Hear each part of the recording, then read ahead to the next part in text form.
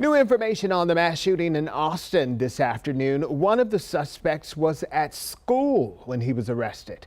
Eyewitness News photojournalist Alan Cazzullo has the latest. All units responding to the GSW. We are upgrading this to an active attack.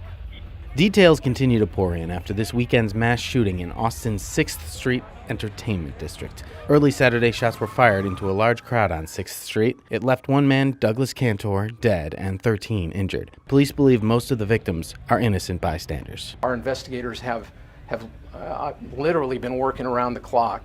Austin's interim police chief, Joseph Chacon, gave reporters an update during a press conference today. I'm very proud of the way that our investigators stepped up on this. Police have two suspects in custody. 17-year-old Jeremiah Rashawn Leland James Tabb of Killeen.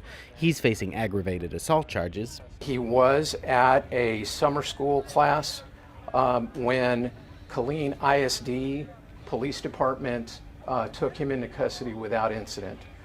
Chacon says Austin PD will not be releasing information about the other suspect. He's under the age of 17 and a juvenile, and we don't release that information.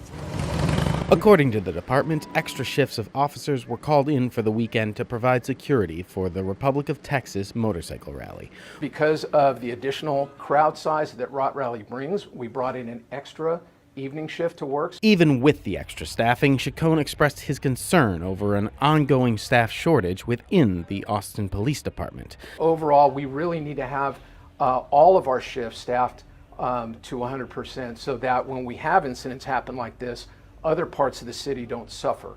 Alan Cazzullo, KENS 5, Eyewitness News.